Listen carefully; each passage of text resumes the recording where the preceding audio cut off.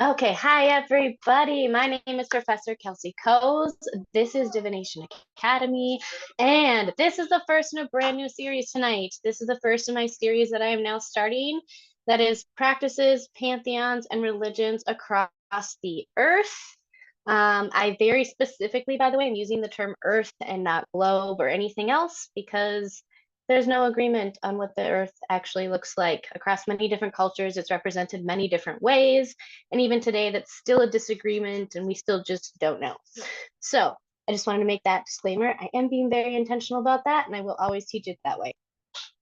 Um, and the first class that we're doing is we're going to be covering Shintoism from the region of Japan. We're going to start our way from the east and we're going to work our way west throughout cultures. Before I finish the study guide tonight, I was planning on doing this all in one class, but it's not going to happen that way.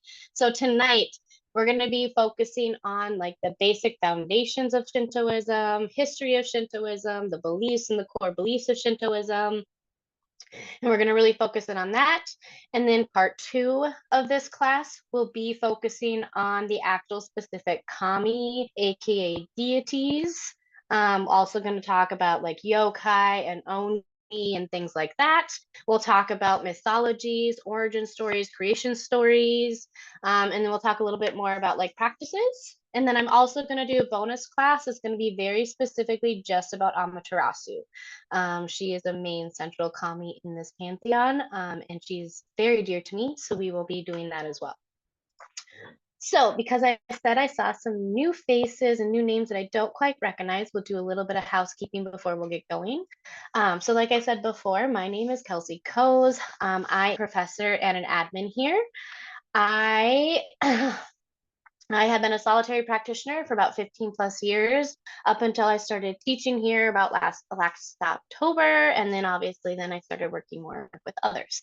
I am a gray witch and a mystic. So I pull from all different paths, all different pantheons. I study the religion, the culture, the history, the anthropology. I look at all of it and I pull from everywhere.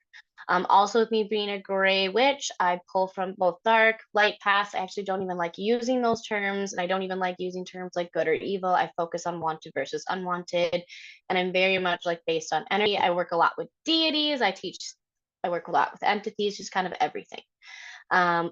When it comes to Divination Academy, I'm so happy that you found us. We are a free pagan academy.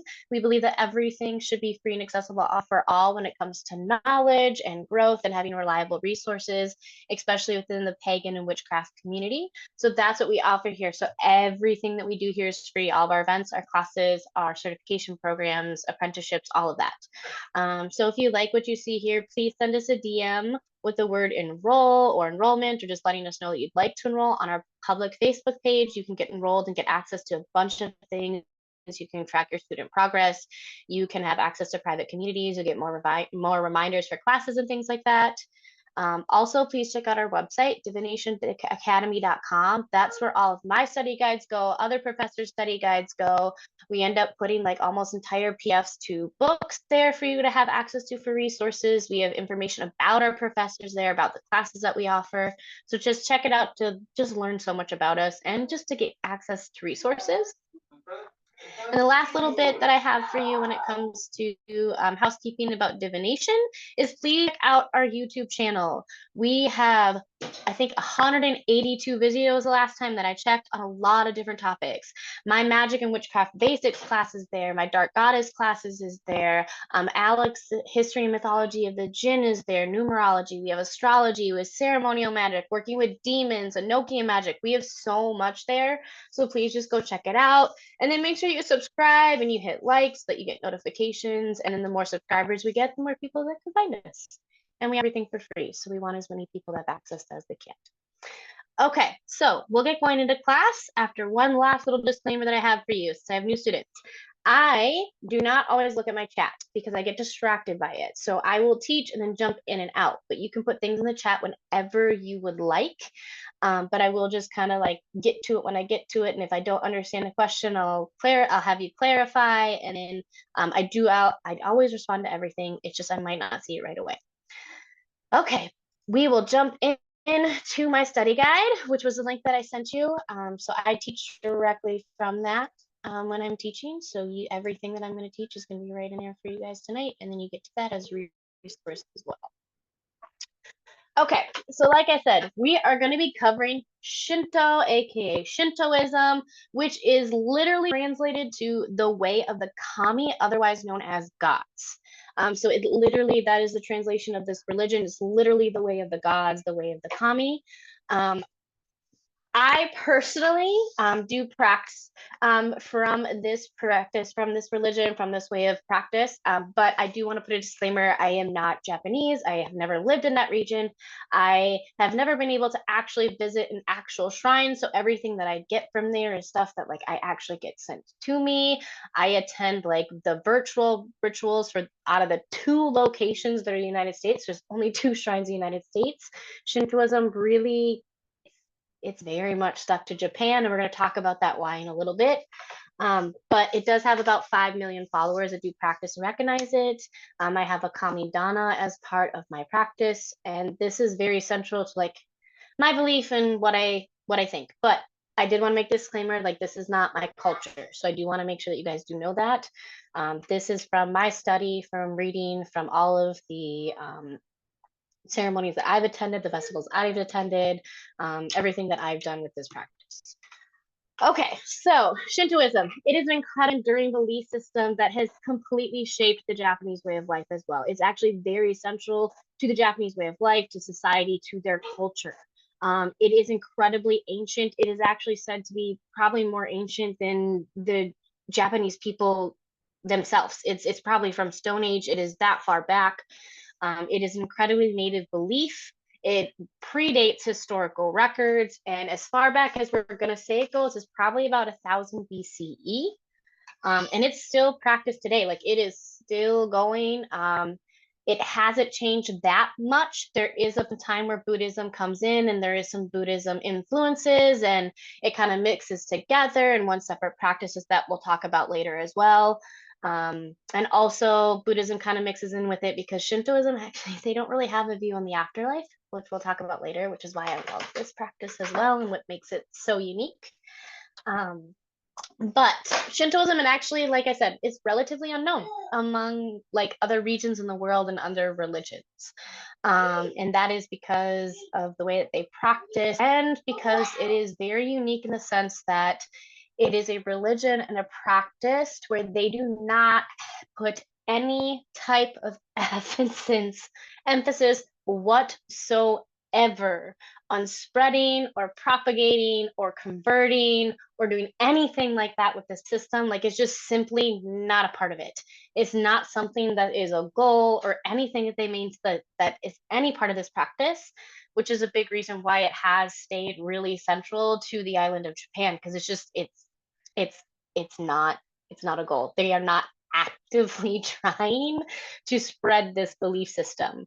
A big reason why is because there's no sacred text. There's no holy doctrine. There's no like manual of how to do this and how to practice this and how to be this way, like there is like the Bible and the Quran and all these other holy texts. There isn't one for Shintoism. Shintoism simply doesn't have one. There are historical records that are significant and that are important, and there are oral traditions that are passed down, and there are mythologies and stories, but there is no like set doctrine. There is no like set sacred text of rules or structure when it comes to this belief system and when it comes to this way of life, which some of you may not like. I know that a lot of times, especially in the pagan community, I'm coming across very often people actually, they want very specific answers of how to practice a certain practice, but that's definitely not the case with this one. This one very much is you are to embody pretty much the principles, and then through embodiment, that is how you connect to all of this belief system and this way of life. It's not this set doctrine. One super amazing thing about Shintoism as well that I really, really love about it, what drew me to it, what's very unique about it, and what's central to its belief system and its practices, it's really about a celebration of life. It's really about focusing on the here and now. It's not focusing about an afterlife. It's not focusing on a sin. It's not focusing on trying to clear sin away, clear bad deeds away. It doesn't focus on that. It doesn't focus on this sense of like doom and punishment. It doesn't focus on this weighing of like souls and actions in the afterlife. It actually really has no belief system really whatsoever in the afterlife. It's said that we actually turn into kami, which we'll talk about a little bit later. So there really isn't this afterlife structure, which is very, very unique about it, and it makes you have a very different relationship when it comes to death. It has you a different relationship with life in the here and now. I very much accredit this part of this belief system as to a big reason why I was very much drawn to it. I'm not attached to death in like any sense or way or form, like people in the West and where I live are. It just blows my mind. Even funerals, they don't make sense to me. Death is just and so like this concept, and it's why I love this, and this is a very central to this belief system, and we'll talk about it a little bit more later too. Okay, I did a little bit of an overview here, and then I guess the other thing I want to talk about too here quickly is when it comes to Shintoism, is it's like I said, it's not really just this religion and this belief system. It's really a way of life. It's really a way of looking at the world. It's a lens that you put on that helps you create this very harmonious relationship between yourself, other people, and the world around you, which is what's really, really beautiful about it as well. I'm going to jump in the chat here because I did a little bit of overview about it, and then we're going to jump into the history a little bit, and then we'll get into kind of the little bit more specifics about the historical texts that are important and a couple more things like that. Let's see here. Okay, do we have any questions, any comments, anything so far?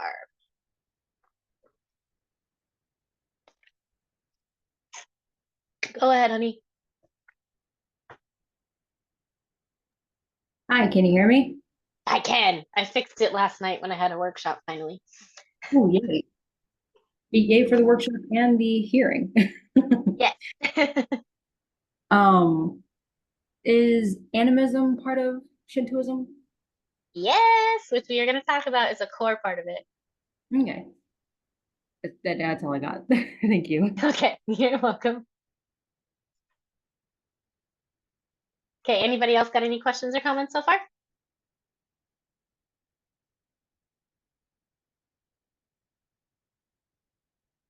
Okay, we'll jump back in.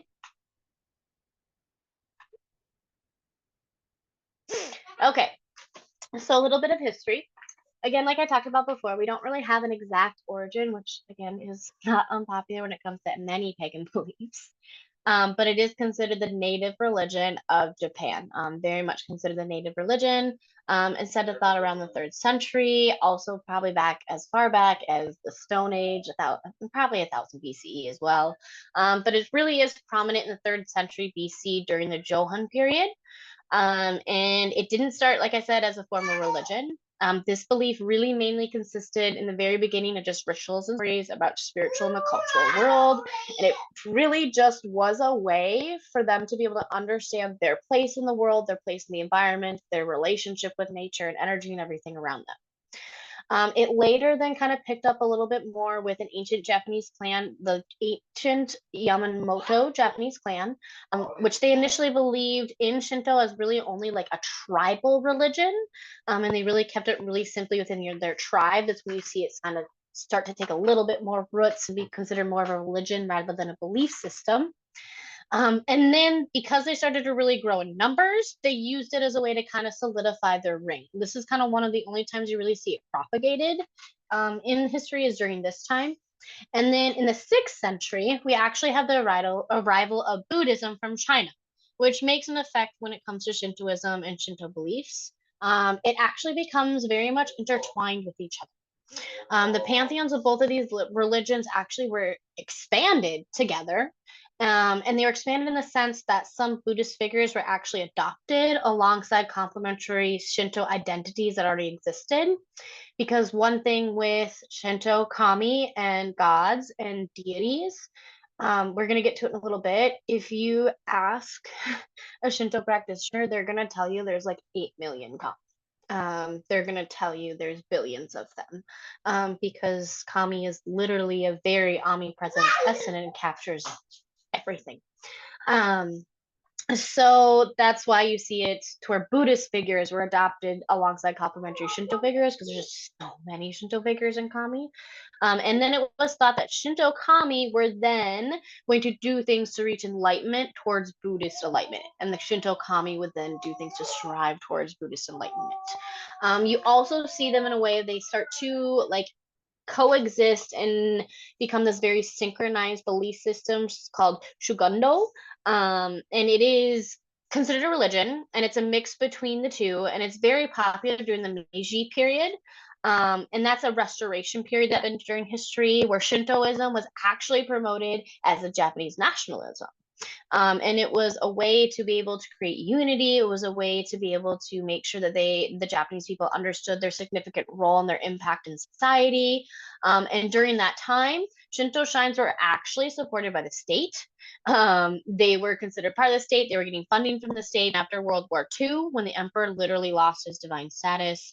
And then Shinto and Buddhism actually became much more separated. You don't see so much of the Shugondo practice after that point. And also, if I'm mispronouncing that, I do apologize. I do most of my stuff through reading, so you can always correct me too. And then when that happened and Shintoism and Buddhism separated, it actually became incredibly unacceptable for Shinto kami to be associated with Buddhist deities. So you actually see a separation of Buddhist images and rituals being separated and actually being removed from shrines. And then where also Buddhist monks were then replacing Shinto priests within the shrines. And that was really kind of directly after World War II and the emperor lost his divine status. Now, again, you see a lot more of the mix again. You see a little bit more of the mix, the blending of the two. It's very common to be thought of and to be, I hear it read, and it's kind of how I view it as well, where it's kind of said like you live Shinto, but you die Buddhist, because Buddhism has a concept of the afterlife, and they do really go hand in hand with each other. Also with Shintoism, because it is a polytheistic religion, because it is also based in animism, which we're going to talk a little bit more about in just a minute, it's able to very nicely complement almost any single other religion and practice alongside of it. It's really more of this way of life rather than just very strict doctrine, which is why it can complement so nicely alongside both of them. So that's a little bit of history that we have when it comes to religion, with the religion and practice. Again, like there's not too much when it comes to it. We're gonna get in a lot more details when it comes to like stories and myths and legends the next class. Like this is a recommended read that I have. Like we'll go over some of them in here when it comes to heroes and myths and legends and that are a little bit important more in history, but that is kind of like the structure of the way that the religion and belief system changed and moved throughout time. Okay, next we have sacred scriptures and sacred texts. So, although, like I stated before, Shintoism has no officially recognized scripture, there are two notable books which are regarded as sacred, specifically due to the historical value.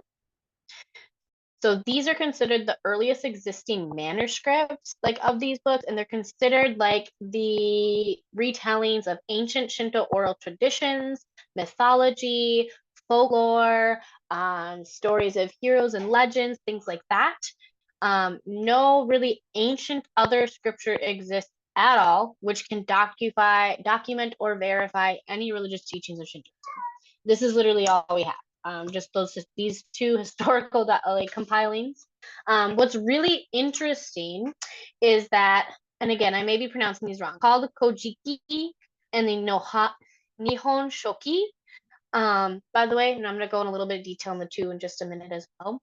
But what's really interesting about them is they both convey details surrounding Shintoism's creation myth, in the birth and the establishment of the Japanese islands, but they actually both actually write it from very radically different points of view, very different radical elements of the narrative. There's very big differences between the two, which is just very interesting. So that's also why they're both seen as very important, um, because they both have a lot of historical information in it, but they're also very different. So it's quite interesting. So the Kojiki was completed in 712 CE. It's considered the oldest chronicle. Um, it's actually written in a mixture of Chinese characters and phonetic transcription of spoken Japanese. So it's really just a translation of the phonetic spelling of spoken Japanese, and it compiles myths, legends, and oral traditions alongside the genealogies of the imperial family, which is also incredibly important, because when we talk about Amaterasu, it is said that the imperial family, like every single emperor, like ever, is a direct descendant of her, and she is the firstborn of the two creation deities, so she's incredibly important. She is the deity that represents all of Japan, the sun, life, everything pretty much. So that's why this is important, and why they make sure that they have that included, to make sure they have the genealogy of the imperial family, because they want to make sure they trace that line, because that's directly connected to the primary, like one of their primary kamis and deities. And then the Kojiki is a primary source for Shinto mythology, and it is revered to be very detailed and talks about the kami and the creation of Japan. We then have the Nihon Shoki, which is completed in 720 CE, and it's the second oldest book of classical Japanese history. It is much more formal and it's much more comprehensive. It's written in classical Chinese, and it details the history of Japan from mythology and a legendary perspective. And it starts from the creation of the world, and it covers the first 34 emperors. So some differences between the two, and those are the two most sacred texts for this belief system and this religion. So because this belief system is unlike other central religions, and the text doesn't dictate a doctrine or a moral code, these are just very unique. They provide insight to earlier beliefs and practices and societal structures of Japan, rather than serving as like guided scriptures for your spiritual life. So they're there to provide insights like how they lived, how they functioned, what they believed, what the stories were, what really was going on, rather than, like I said, being this guidebook and these very strict doctrines. Okay, I'm going to jump in the chat before we head into talking about Shinto temples and the significance of the emperors, and then we're going to start getting into core beliefs of the Shinto religion. Oh my goodness, my computer. Okay. Any questions or comments so far, guys?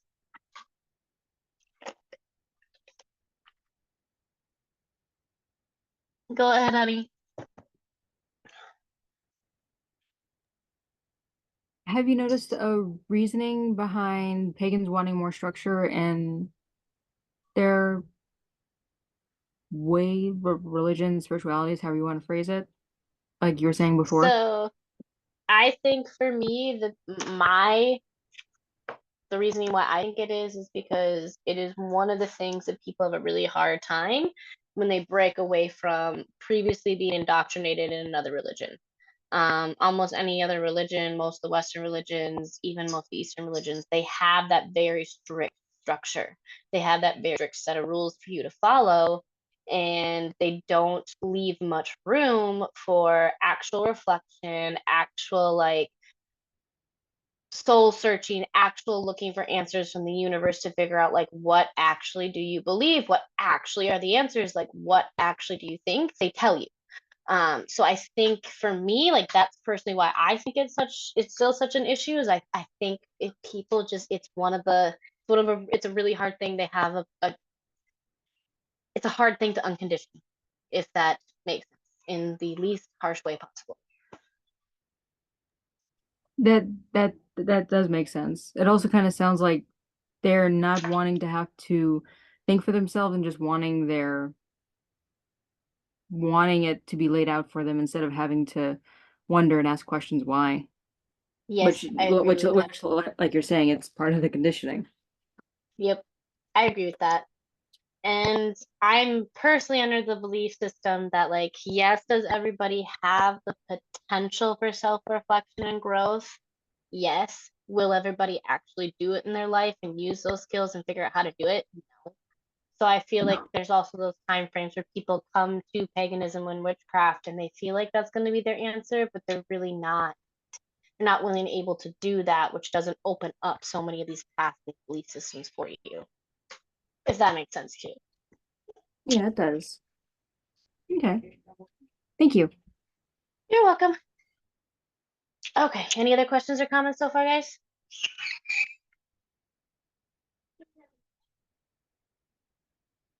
Okay, we'll jump back in. Okay, we are at Shinto temples. Honestly, I could probably do an entire class on Shinto temples alone, to be perfectly honest, guys. There's just like a lot to them. And it's estimated that there's actually over 100,000 Shinto temples in Japan. They're literally everywhere. But when it comes to them, I tried to make this as simple as I can because I don't want to take up too much time with them too. But apart from festivals, practicing Shintoism actually doesn't have any specific dynamic like I talked about before. So you don't have specific days of a week, you don't have specific times, you don't have specific like anything of when you like need to go there. You don't have specifics of when you need to be in public or when you need to be in private. But if you need to be in public, you certainly can go to a Shinto temple and you can do it literally like I said, outside of festivals, like you don't have to go on Sundays at 11 a.m. or you don't have to go on Saturday evenings at 7 p.m. or Wednesdays at like 6. You can literally go to a Shinto shrine and a Shinto temple like whenever you'd like. You also have the ability of creating a Shinto temple and shrine in your own home for private worship as well. And those are typically called kodamas, and it's usually known also as a kami shelf, where you can actually keep specific kami and you can keep specific within your home to be able to do private worship as well. That is considered a Shinto temple as well. That's a big reason why there's considered to be so. But when it comes to public ones, as long as you perform a purification ritual at the gates, aka the Torii gates, which we'll talk about in a little bit, anybody can enter. So as long as you perform a purification ritual, like that's very key, because we're going to talk about it a little bit, but purification is crucial and a very core component into Shintoism beliefs and practices. When it comes to priests, they're known as, I always have a hard time with this one, Jichinshi, and they're both men and women. Both men and women can be Shinto priests. They can also still continue to marry and have children and live a full life and be all of that. It's not like a Catholic priest or anything like that to where that's restricted. And typically they're called upon to bless objects such as cars, homes, or new buildings. They'll also be called upon for births, wedding, and like other ceremonies throughout life. To be able to be performed in Shinto shrines. They're also there kind of like to help a little bit of guidance with kami, but not so much. But when it comes to funerals, like I said, Shinto priests don't typically perform funerals. If they do, they're going to be following Buddhist traditions. Like I said before, typically like you have Shinto, you die Buddhist, because Shintoism just they don't have a view in the afterlife, which we talk about here. Actually, no, are we gonna talk about it now? Let me see. No, not yet. And then another thing when it comes to Shinto shrines is you're going to recognize them right away because of their very big, large, very big, conspicuous gateways. It's a very distinctive gate that's composed of 2 crossbars and 2 pillars. They look the same, like everywhere, like it's the same structure. And these gates are meant to represent the barrier that separates the world of the spirit and our everyday world. So when you cross that gate, when you cross that barrier, it is meant that you are leaving our reality, you are leaving our daily world, you are leaving your daily world where you are living, and you are entering a world of the spirits, you are entering the world of the kami, you are entering the world of the divine. That is what that gateway represents. That's also why it's so incredibly important to purify before you walk through that gateway, because you are going into the world of the spirits, and for one, you need to respect, and there shouldn't be anything else that you're bringing with you. Most often or not, you will also see animals placed at the sides of each gate to protect it. Typically, you're going to see a fox. Almost everywhere you'll see a fox. Foxes are said to be attached to both Amaterasu and Inari, and they're just incredibly, incredibly sacred animals, which we'll talk about next class, actually talk about kitsunes and all that fun jazz. And like I said before, it is thought and estimated that there's over 100,000 Shinto shrines. When you talk to most Shinto practitioners, they're going to tell you there's probably about 8 million kami or more. But usually you're going to say 8 million because it's not a specific number and it's considered a synonym for infinity, because there's literally endless amounts of kami. Kami are literally, we're going to talk about that in a little while, but kami are literally everything. They are omnipotent. I can't think of it right now for some reason, but they are omnipresent. Represent literally everything. They are considered spirits of like literally all. And then let's see. When it comes to Shinto shrines, there's many common festivals that'll happen there as well, and we're going to talk about that a little bit more next class. But you can go there and leave well wishes, you can leave blessings, you can leave so many different things. So that's what we've got for Shinto shrines for now. Like I said, we're going to talk about a little bit more next class. And then I want to touch base a little bit on the significance of the emperors. So the emperor and the ruler of Japan holds a very significant rank within Shintoism. Because according to very early Shinto mythology, which we see chronicled in both of those sacred texts that we talked about earlier, the emperor was previously actually regarded as divine because he was literally a representative of kami. He was the one that was conveying their words, he was speaking their words, and he was thought to be an absolute direct descendant of the sun goddess Amaterasu, and his name was Jinmu. And it is said that he became literally the first human emperor of Japan. It is said that he had magical powers. He knew all the sacred treasures of the kami. He carried out many tasks the kami assigned to him. He was tasked with unifying all the Japanese people in the Japanese islands. And then because of that, it is literally said, and they have done a very good job of tracing it, that all subsequent emperors in Shinto history are a direct descendant of Jinmu. And that is just, it's very, very important. And like I said, we're going to talk about it more and talk about Amaterasu, but I did want to talk about that a little bit tonight, touch on it, because the emperor he does hold a very significant place. Okay, let's get into the nitty gritty of the beliefs and the core beliefs of Shintoism. Like I said, Shintoism has no religious text or a founder, and it really just represents a set of principles that can be practiced side by side with almost any other religion. It grew organically from an animist belief that the Japanese people had, and their belief was that they were venerating the natural world and the kami within it. In more recent years, people kind of consider Shinto more of a tradition rather than a religion. They consider it more of a belief system. I even have been seeing the verbiage used as Shinto cult, which I don't like very much. Don't like that, but that's been popped up a lot more recently. But more often than not, I am seeing it referenced as more of a tradition and a belief system rather than a religion.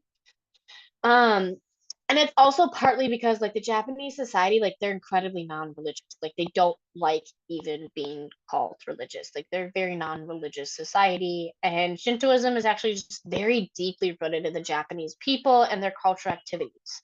So even if it's very common that like even if somebody doesn't just outright identify as Shinto or Shintoism, they're practicing many Shinto practices and ways simply in their daily life, simply because it's so ingrained in Japanese society at this point, that it's very much just the way of life. It's so deeply rooted in the cultural activities. So it's very often, even if you don't practice Shintoism and pray to Kamidana often in your home, you'll still go to the festivals. You'll still be a part of the festivals because they're considered more non-secular. It's still considered a part of your everyday life and things like that. Because there's also no holy book, there's no religious text, there's no sacred text or anything like that. That's another huge reason why it really hasn't left Japan. Like, because we talked about earlier, like, it's simply just not a priority. It's not part of the core beliefs that you need to propagate, that you need to convert, that you need to sit here and pull people into your belief system and religion. It's very much like, this is a way of life, and you will understand that this is how all life is. And if you don't, like, that's on you, kind of thing. But also because there's no holy book. That's a huge reason why. There's not this sacred scripture that they're trying to push out. There's not this sacred indoctrination like tactic that's going out with this belief system and this religion, which is another huge reason why it really just hasn't left Japan. Like, if you try to go out and find information to try to learn about Shintoism, it's actually quite difficult. It's quite difficult to find information, quite difficult to find teachers that know about it. It's quite difficult to find, there's not a lot of even very many written books that you can get to that are reliable, that you can get access to. So it's just not important. And that's a huge reason why, because there's just no need and there's not this text to push. So many of the practices and attitudes and institutions that have developed to make up the Shinto belief system, they really revolve around the Japanese lands, they revolve around the seasons, and it really revolves a relation between us as humans, the inhabitants, and nature. It's really, really about recognizing that we need to live in harmony within nature, within the divine spirit, which is Kami, and that Kami is literally in everything. It's in the trees, it's in the mountains, it's in the waterfalls, it's us, it's our ancestors, it's literally everything. And then more often than not in the practices, most of the festivals, they celebrate and highlight each season and the changing the seasons and important times. Shintoism is considered a polytheistic because it worships many different deities. It's also considered animistic. Animistic is the view of believing that animals and inanimate objects and inanimate beings have spiritual essence. This is actually incredibly core. This is super, super, super core. This is how the concept of kami comes about. Like in Shintoism, it very much believes that animals are considered to carry the spirits of the dead. They can act as guardians of their successors. They can protect family. That some spirits are also guardians of land. There are many kami that are simply just part of the land and protecting the land. That they have various skills and occupations. And it's very much like that. Animalistic beliefs is very much a part of the core belief. That is, kami is literally everything. Like kami can literally inhabit inanimate objects. Inanimate objects can be inhabited by kami. It's so much a part of it. Because the big reason why it's a part of it is because another core principle is, like I said, that harmony with nature and with all the inhabitants within nature. Therefore, because there's that harmony, it has the ability to exist. It has the ability to have that spirit, to have that essence, and to be able to bring about all of that energy because of that true harmony with the inhabitants and everything within nature and the environment. Because it's also animistic, it's considered to carry the spirits of the dead, which makes it to the point where we get connected to the afterlife as well, to where it's thought that when we die, we simply just become kami. Kami are also considered our ancestors, and that's why it's also important to venerate and honor our ancestors as part of Shintoism. Personally, this is one spot where I really struggle in my practice, is this, because I have a hard time connecting with ancestors for my own reason. But this is where you see kind of the only kind of belief when it comes to the afterlife with Shintoism, that we die and we simply become harmonious energy within the nature and the environment, which then turns us into kami. And we have the ability to protect, guide, bless, and be a part of all of their generations line, and we act as ancestors, like very much like animistic ancestors that are part of our families' lives. It is also thought of and said that if we live in accordance with the Shinto principles, that we will be protected and guided and have approval from kami and spirits. Um, Shintoism very much favors truthfulness, which you see in almost everything that you do. That's a huge part of everything that you do. You have truthfulness in your career, in your relationships. And truthfulness means that you not only like are truthful with your words, but like you're true with what you're doing. You're doing things the best that you can, to the best of your ability, with a true heart and true intentions. And you're doing things like for the greater good. And so like that's very, very core and central to Shintoism beliefs as well. And it's very much a part of it. Okay, I'm gonna pause, jump back chat before we get into some nitty gritty when it comes to kami. A little bit more. We're gonna go over some key terms as well with Shintoism and some key beliefs that you're gonna see and you're gonna use with Shintoism. And then we'll go over the 4 affirmations. Okay, Zoom, pop up. Come on, window. Okay. Anybody have any questions? Honey, go ahead. By the way, just for anyone here, if you have questions, please ignore me and ask them, raise your hand or put it in chat. Seriously, I just have a lot of questions, so I always do. Anyway, question. How do the gates work? Like, what makes them special to make them the liminal space between us and the spirit world? Okay, you Like cut out at the very first part of your question. Can you repeat the very first part?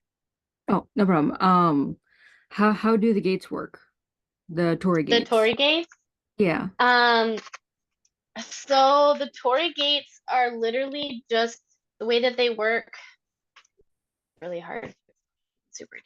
Hold on. Hold on. So the way they work is they're constructed in a very specific way, to where it creates this incredibly specific barrier because they're guarded by kami at the outsides of the gates, which is why you see those animals almost always there. It creates that portal and it creates that gateway. It's literally, and also a lot of times you'll see charms on them, and you'll see amulets like hanging from the top of them as well, which help. You'll see ofunda as well sometimes on there, to help create that. But it's how do I best way? Because we're creating those Torii gates in that physical sense, it anchors in that portal and that space in between the liminal space and the spiritual realm. You're creating this very physical, it's a very physical anchoring, because with Shintoism, the belief of Shintoism and the belief of kami and the energy and the way everything flows with each other, you're also using materials that are the natural realm as well when you build those Torii gates. So it helps create and flow that anchor of that energy to then create that barrier and create that portal to create that crossing point between the two spaces. Does that answer your question? Yes. It's a very good question and a very complicated concept to try to, also like it's hard to wrap your head around, if that, but does it make sense? Yeah, it definitely makes sense. Thank you. Okay. You're welcome. You always get me with good questions that make me have to really like, okay, how am I going to explain this? But I love it. Okay, anybody else got anything?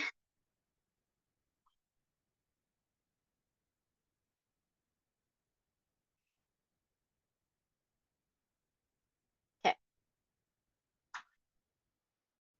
Let's jump back in.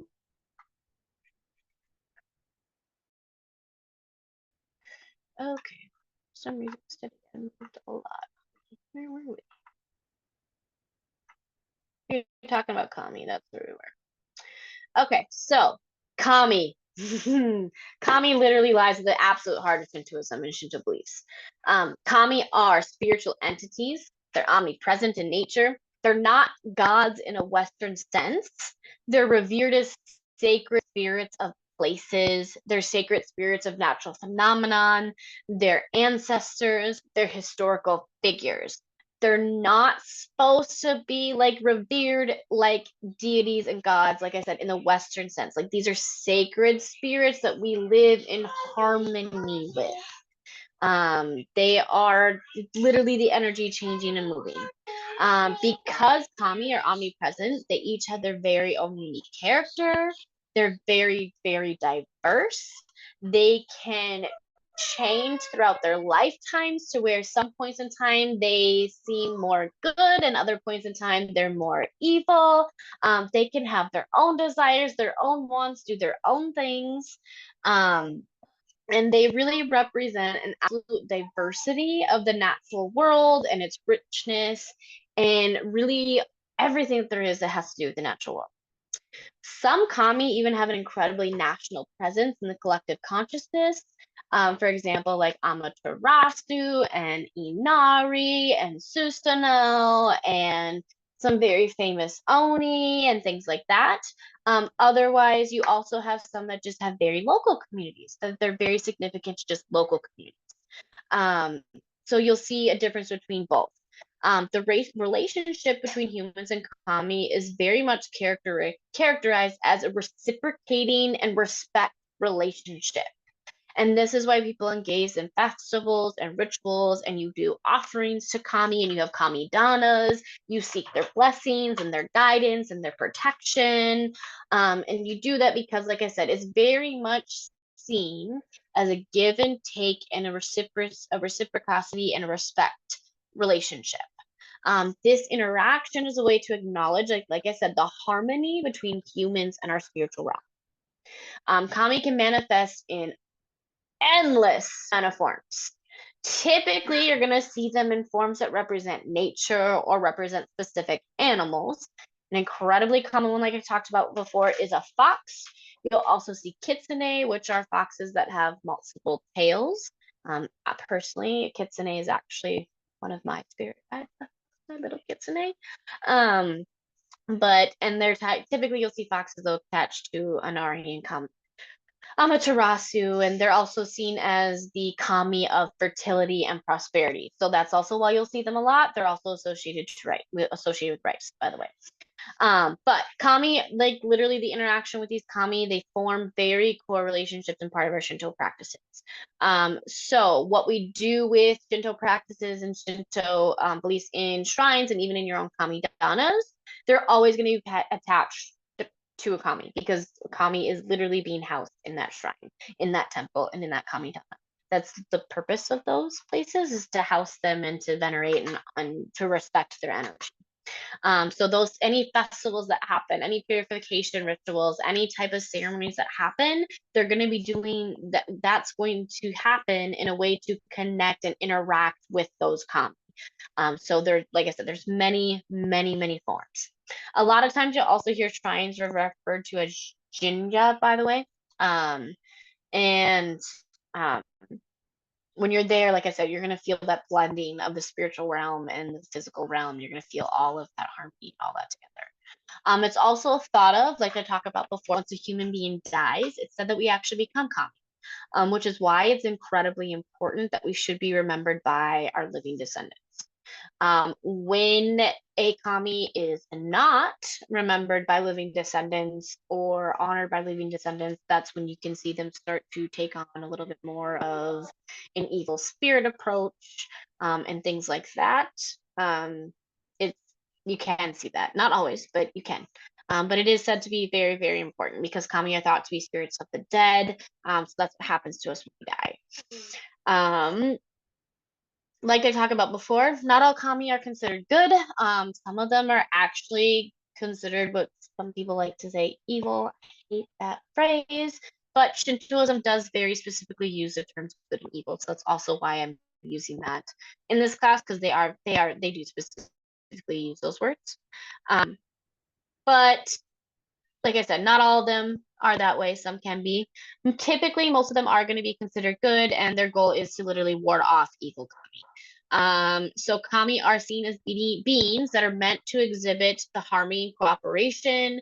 they're meant to exhibit the balance and the essence between the spiritual realm and the physical realm, the balance and the essence between nature and the human inhabitants, and be able to help all of the human inhabitants accomplish their objectives and their goals. So typically, like I said, when people in Shintoism and Shintoist, when they seek kami, they're in worship or veneration or respect, they're seeking them to help them with particular needs, wants, and desires. So you may not always go to the same kami all the time. That's why you also see some that are local versus some that are more like statewide. Because if you're in a very small region, a very small village, in a very small town, and you have a kami that's been protecting your specific village for generations, that kami is going to have much higher reverence in your village than another kami, because of what they've branded and the connection they have to. So you'll go to them for, like I said, your specific wants and needs. Very common with any other pantheons kind of deities, where you have specific ones for specific things. Like I said, we're going to get really deep into that next class. We're going to get really deep into specific kami, what the roles are, mythology and stories about them next class. We're already halfway through class. There's no way I was going to be able, you guys would have been with me for like 10 hours. So we'll cover that next class.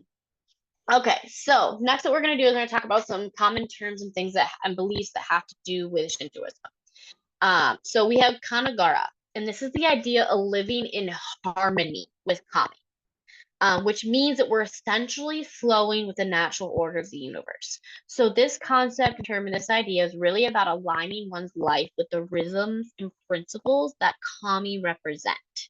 So you'll see these aligned and attached together. The principle of Kanagara suggests that every action, thought, and aspect of daily life should be in accordance with the way of the kami. So this includes showing respect for nature, participating in community activities, doing things to better your community, doing things to better the entire collective, maintaining purity in both your physical and spiritual sense as well. And you do that by purification.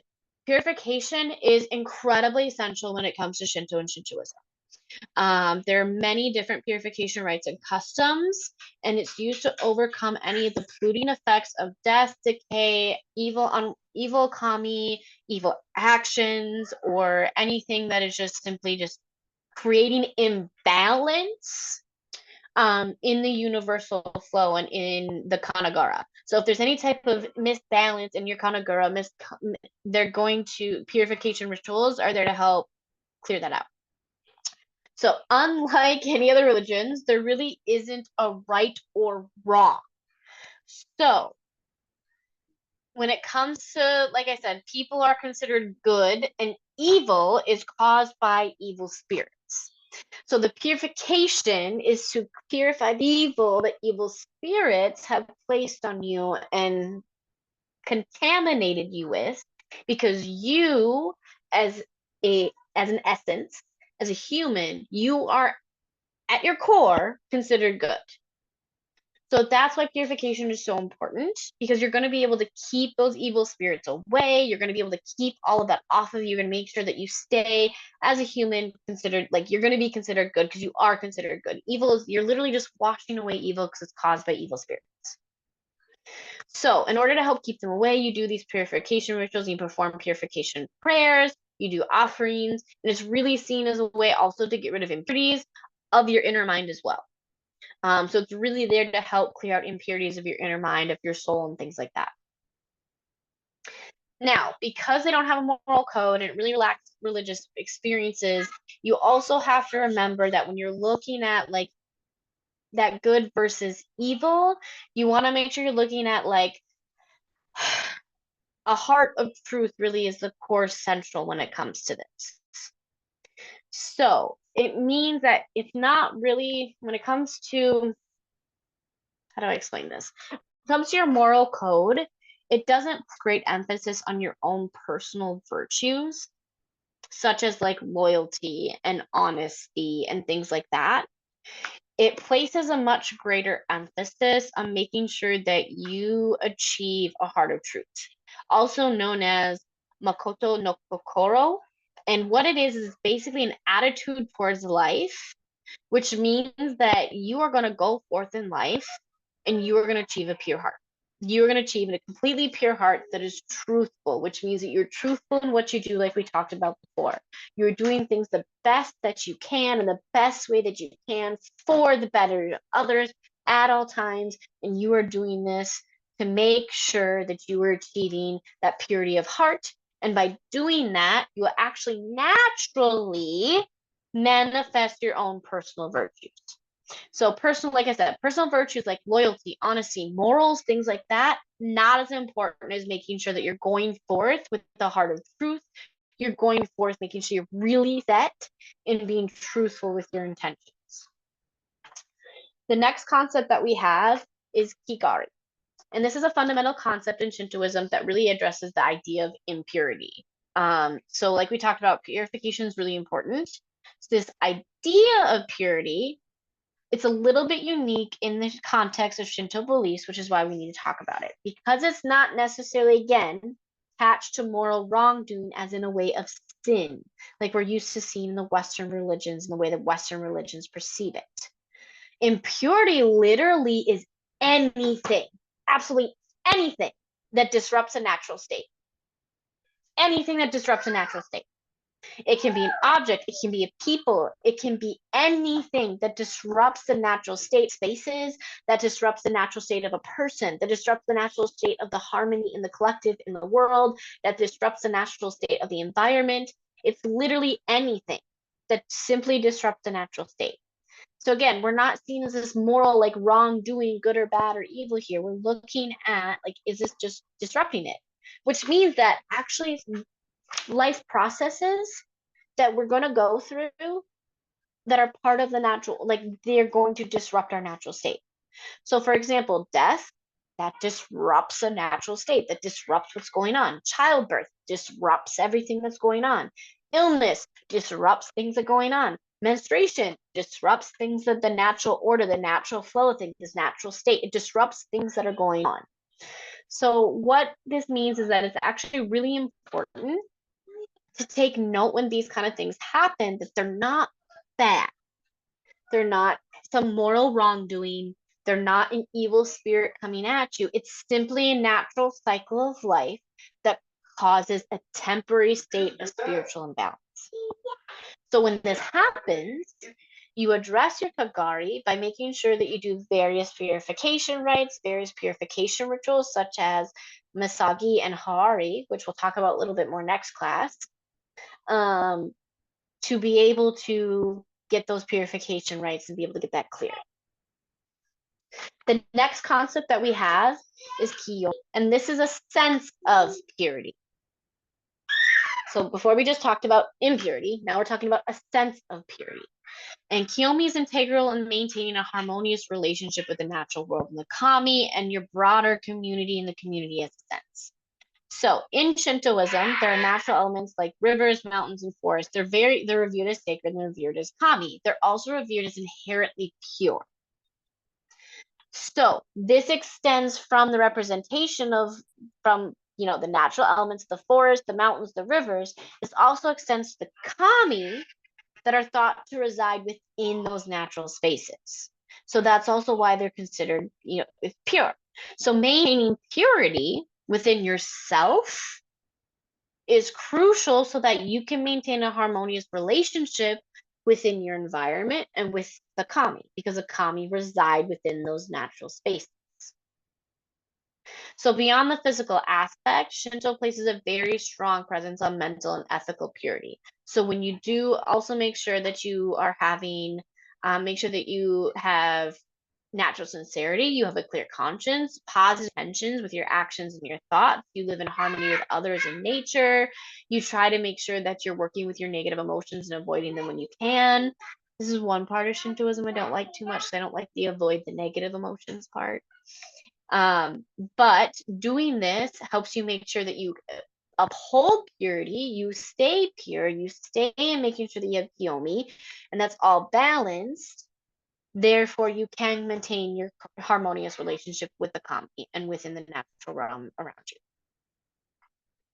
Okay, let's see here. I think we have one more term here, and then I'll jump into the chat. Okay, so the next term that we have here is musibai. Musibai represents the power of creation, and it plays a role in understanding of how life and the universe are interconnected. So it literally translates to meaning tying together. But it actually goes, the significance is actually much farther and broader than that. So it really means the coming together of elements to create something new. So the two elements, they come together to create something new. Those natural forces then create growth and development, and they change things around them. They make things evolve, grow, transform, change, all of that. And it's incredibly fundamental force for us. Like this concept of musibai is incredibly fundamental because it not only governs the physical world but also the spiritual world. Without this force, without this power of creation, nothing can change, nothing can grow, nothing can happen, nothing can transform. So it's actually thought and believed that kami themselves are the actual manifestation of musibai. They literally are manifesting, they actually are the embodiment of the creative harmonizing energy of the universe, which is why we have the ability to connect with them and why that energy is so important. That's the energy that brings them into existence. It sustains them, it allows them to flourish, and that's what everything within the universe is. From the largest celestial body to the smallest human action, we literally all are interconnected. We all create growth. We all create change. We all create development. That's what this energy is. And it's really thought to be that's simply what the kami represents. It literally is the embodiment, and us being able to physically see, view, communicate, and work with that actual embodiment of that energy, that creative force of the universe. Okay, let's see. Okay, let's jump into the chat, see if you guys have any questions. Then we're gonna jump into the 4 affirmations, which really are pretty much just what we all talked about. Just broken down in a more simplified sense. So, any questions, any comments? Go ahead, honey. Okay. Few things. What does Jinja mean? Like its meaning? Talking about the temples? It translates to shrine, I believe. I believe Oh, that's the okay. literal translation of it, but let me double check that in class. Okay. But I believe that's it. Okay, go ahead. I think you said you had another one, right? Yeah, I have a few actually. This one is actually isn't a question, it's a comment. It sounds like how kami are honored by the family, so they stay in a positive light. Is kind of sounds familiar, like Latina culture with the Dia de Muertos, with how okay, I watch Coco, all right. So when you were talking about that, that's what came up in my head. I got that same vibe when I took Adonis class too. When they were going over that, I got that same vibe. I understand why you would get that. I agree. Mesoamerica and that cultures aren't my biggest strong suit. That is personally my weakest point. But yes, I get that same vibe. Yeah. Um, this is kind of off but on topic. Will you be calling in Amaterasu as long as Oh yes. everything's good? Okay, awesome. Oh yeah, that's exactly what I'm doing in that class. Yeah. Also, you say that it doesn't really have a code, but isn't trying to be as truthful as possible technically a moral code to live by is trying to, you know. Technically, yes, but you have to remember that it's not supposed to be from your own personal moral codes. It's supposed to be in the essence of the entire collective, which is why I think it's very much seen as not such a strict indoctrination, if that makes sense. Kinda. Kinda, it's more just in a general truth instead of like ridden with like consequences instead, right? Correct. Yeah. Yeah. Okay. Because even if you're like, because the other part of it is too, is like, even if like you're not making sure that you're going forward with a full truthful heart, and you're not like making sure that you're pure all the time, there's not like, you don't have dire consequences. Like you're not being, you're not being threatened with, you know, this immortal nasty afterlife, or bad things happening to your soul or things like that, which is also why it's kind of like not seen really that much as a moral code, because there's, like I said, there's, like you said, there's no consequences. Also, you don't have those very strict like guidelines of like, this is the quality you want to have, and you do it this way, this way, this way, this way, like for like, we have the 10 commandments and things like that. So I think that's also why it's kind of like, why it's also not viewed that way, if that makes It does. Okay.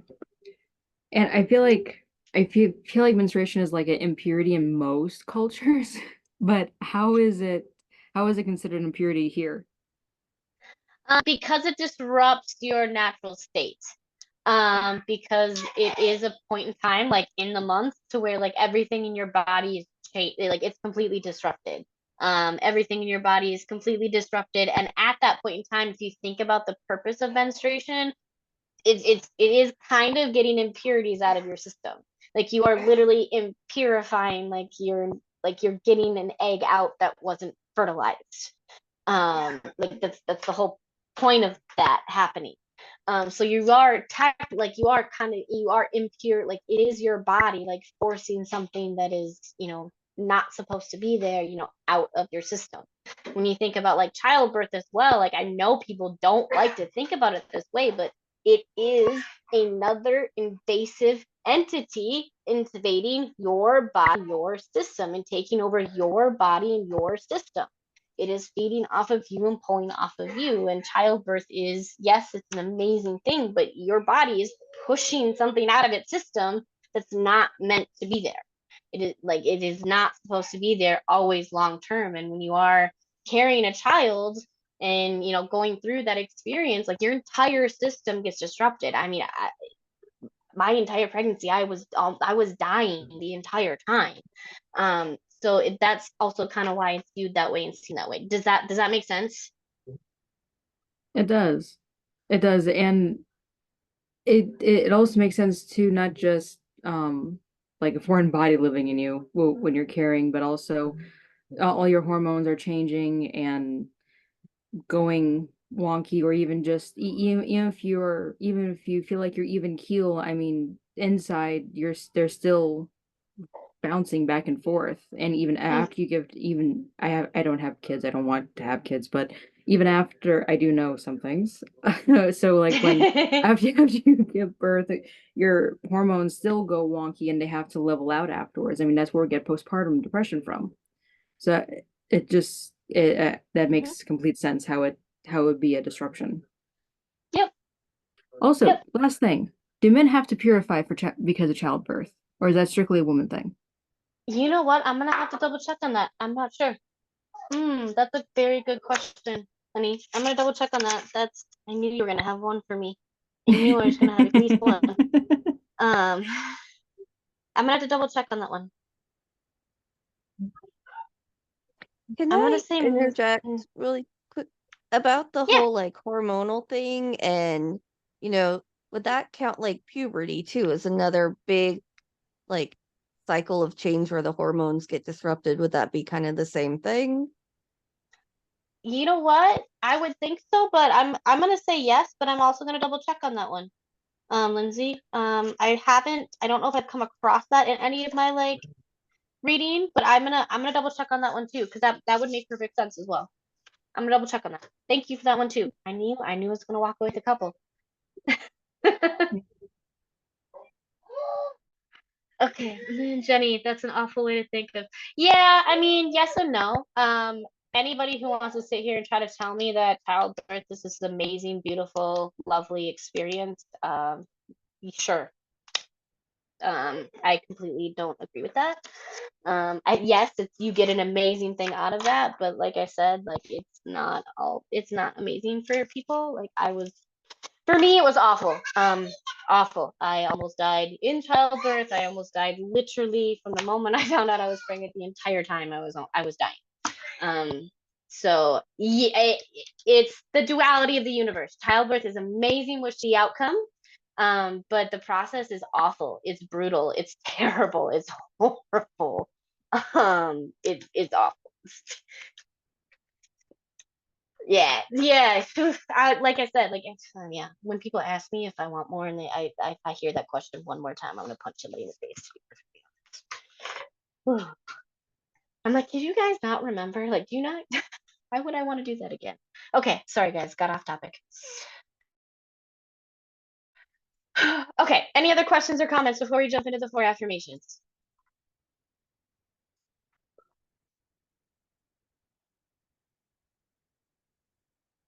Yeah, trust me guys, I full-heartedly will support you of not wanting kids for that reason. Wholeheartedly. I will never fight you on that. Like I said, I love my son to death, but I would not go through that again. Just would not. Would not. Okay, let's see here. Come on, study guide, come back up. I'm sorry, guys, the computer's being a little funky. Okay, the 4 affirmations. So, like I said, the 4 affirmations, they are pretty much just kind of like a summing up of a lot of the core beliefs that what we talked about in detail.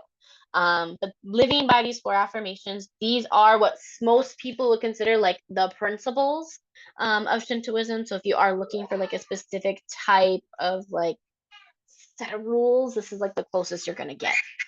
So the 4 affirmations in Shintoism, like I said, they're a set of principles that encapsulate the core ethos of the Shinto faith. Like I said, they're not formal doctrine, but they really effectively convey the underlying values of Shinto. So the first is tradition and family, which the emphasis here is on the importance of ancestral heritage and the continuity of the cultural and family customs. This includes honoring your ancestors and recognizing the role of family, kami, in your daily life. So like I said, ancestors are considered kami. Therefore, you will have familiar kami and family kami that are part of your everyday life. They're there to help your family, to guide your family, to bless your family, to protect your family. Like they're there to help connect and move things along for you. Everybody, every home is going to have different family kami, obviously, because we come from different ancestors and different, things like that. The next affirmation is going to be love of nature. And this principle embodies that the natural world is sacred and that kami are present in any and all and every natural element. It's not just about appreciating nature, though. It's not this very basic Western view and this Western way of just like just appreciating nature and I'm going to go out there and touch it. It is very, very much. It's living in harmony. It's taking a stewardship role towards the environment. It's being very active and immersive in your nature around you. That's why if you are at my grounding and earthing class, forest therapy, forest bathing, it originated in Japan. I talked about it very extensively in that class and this is because of this belief in Shintoism. It is about a very deep connection to nature, not just this very basic, like, hey, no, it's a very deep connection. The next affirmation is physical cleanliness. So cleanliness in Shinto goes beyond physical cleanliness as well. It's also closely linked to your spiritual purity. So regular purification rituals are essential in Shinto practice, and it reflecting the belief that maintaining a clean body and environment is integral to spiritual well-being. I love this element of Shintoism personally. I love order. Even with me being a gray witch, I love order. I have OCD, so I love to cleanse and clean all the time anyways. And I understand why cleanliness helps bring about purity, why it helps make sure that you maintain in truth of heart and wise mind and all of that. It just makes you feel good, and you have such good self-confidence and self-esteem too. But that purity also, like, it helps you make sure that you're really maintained in your spiritual integrity. And also your body, which I struggle with that a little bit, but you can make sure you're doing purification rituals whenever you're showering and bathing, and making sure you're doing those things to clean up and make sure that you're staying clean. And then the next thing for the affirmation is festivals. So festivals, also known as, another word that you'll see is matsuri, and they are occasions to honor the kami specifically and to reinforce community bonds. Matsuris are celebrated to mark the changing of the seasons, their significant life events, and historical moments. If you want to learn a little bit more about one specifically, on my website for my business, modgepodgemystic.com, I did a very extensive article about Setsuban, which is the New Year festival and religion. I also did quite a bit about that with Shintoism, so you can take a peek at that if you want to learn a lot more detail about an actual festival celebration. I love that festival. That festival is fantastic. And the New Year is really important. Okay, so those are the 4 affirmations for you. Like I said, it's very much just it's a very core, basic, summing up of the core beliefs into it, some of the ethos. So next we're going to talk about the 5 elements a little bit. The concept of the 5 elements in Shintoism, though it's not necessarily central, like it is in Eastern philosophies and feng shui and Hinduism, it still does play a significant role in understanding the natural world and its relations to spiritual beliefs. So these are the 5 elements that you'll see within this pantheon. So earth, otherwise known as chi, and it represents solidity, stability, and nourishment. Is the foundation upon which all things rest and grow. And in Shintoism, the earth is revered as a source of light, providing the environment for nature and through humanity to thrive. And it's also where all kami reside. Then you have sui, which is water, so S-U-I. And that symbolizes fluidity, purification, and the flow of life. Water is incredibly crucial in Shinto purification rituals to be able to both cleanse your body and your physical body and your spiritual essence. And it's really known for its life-sustaining properties. And then for fire, you have Ka, which embodies energy, transformation, and vitality. And fire is often used in Shinto rituals as a purifying force. It's used to burn away impurities, so it's used in a cleansing way. And it's also used to convey prayers to kami because of the energy and the vitality of it. It also represents the dynamic and the consuming aspects of nature, the fact that nature can be very consuming and destructive, and it can dance and move and do so many different things. You then, because there are specific kami that represent natural disasters, by the way, which we'll talk about next class. Then you have fu, which is wind, F-U, and it signifies movement, change, and the unseen, which I think is a little bit more unique from other traditions. Wind in Shinto is actually often considered the messenger of kamis. It is considered that all blessings and all wishes granted are actually carried on the essence of the wind, and they're brought to us on the essence of the wind. It also represents our vital forces. It symbolizes the very invisible yet powerful forces within the world that are at work to help us and sustain us. There are specific kami that represent this aspect as well. And then the last element that we have, the 5th one, is ku, K-U, which is void. And this represents the spiritual realm, the infinite, and the source of all potential. So in another word, this is where you'll see the universe, multiverse, source, spirit, divine. This is this concept right here. Ku, void. That's the closest equivalent, I should say, that I can get you to. This element it transcends all physical essence. It embodies the essence of existence and the actual connection to the kami. It's the space for spiritual insight. It's a space where transformation and enlightenment resides. It's a space where all that fun, juicy stuff is. We're going to talk about this part a lot more in the next class, but when it comes to creation myth and rituals, Shintoism, there's a lot of beliefs and rituals that are founded mainly upon the creation myths. And the creation myth, by the way, like it's not just a myth about like the creation of the kami and things like that, but it's also very specifically development of the sacred Japanese islands. Like the Japanese islands are incredibly sacred to the Japanese people, how they came to be and the story of them. And so we're going to talk about that a lot more in the next class, but it is central to a lot of the festivals that you'll see in a lot of the rituals. It is actually said in that story, though, for a little bit of a brief thing, that Izangi and Izami, sorry, the heaven and the earth, they were literally a pair of kami who gave birth to the Japanese islands. Like they literally birthed the Japanese islands, which then they also birthed all the various deities, including the sun goddess Amaterasu. And she is actually born from the left eye of the heavens. And then the moon god Tsukiyomi, which is actually born from the right eye. But we're going to talk about this a lot more in detail next class, because like I said, it's going to take me like 30 minutes just to do this story. And I don't want to rush this for you guys. This series, I'm very purposely wanting to show you guys across the earth the different cultures, pantheons, and religions that you can pull from to practice from, because there's so many more than just Egypt and Greece and Scandinavia and the Norse pantheon, and there's just so much more.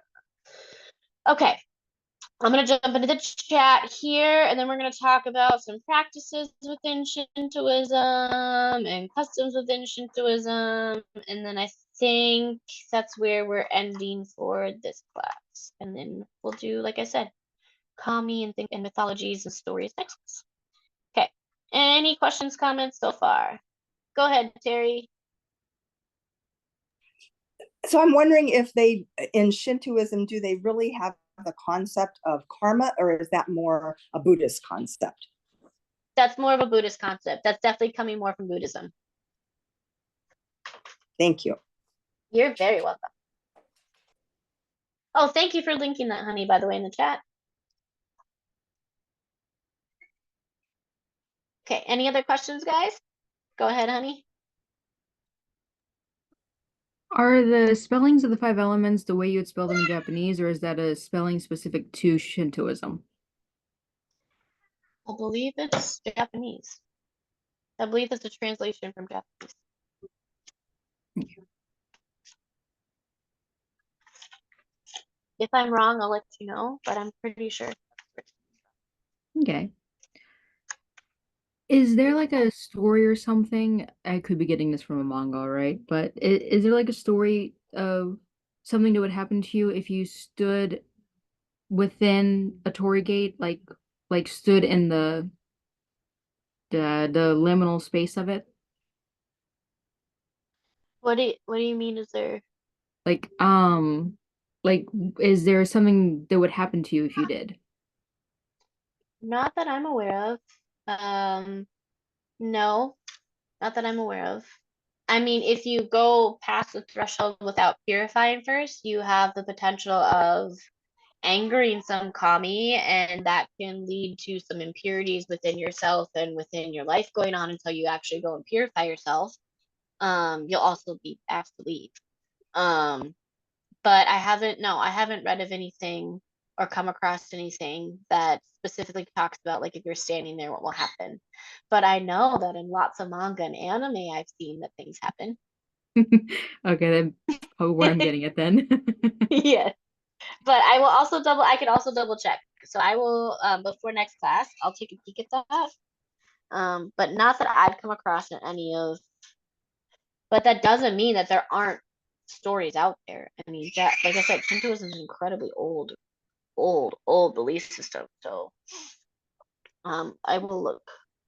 Okay, thank you. I think based on my schedule, it'll probably be like 3 weeks before we do part 2. Okay. So I have time to look that up. Time is good. Time is nice. One last one.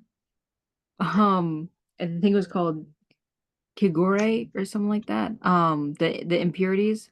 Would sex be considered impure? Because I mean, no matter who you are and who your partner is, there's something going in something most likely. So would that be considered? There's hit or miss with that. I've heard, I've seen and I've read yes, and I've seen and I've read no, but there's no like specific like there's no actual like answer to that because I could see it yes or no. If you're purifying and doing your purification rituals like normal and like you typically do to make sure you're staying within your purity standards, I don't see why it would be considered that big of an issue. But I also can see how it could be considered that way because it can be disruptive, and if that person hasn't done purification, and depending on what the purpose is and level of consent and things like that, I'm gonna think of this one. But I have not come on anything like that. I have not come across that. I have not come across that, and I haven't come across like anywhere to where it's seen as like sin or like it's frowned upon in any way, sense, or shape, form, if that makes sense. Mm-hmm. Okay, I'm gonna look into that though more because I have not come across that, but I understand why you're asking that though. I'm gonna look into that more. Okay. And I could be wrong here, but I remember reading or hearing somewhere where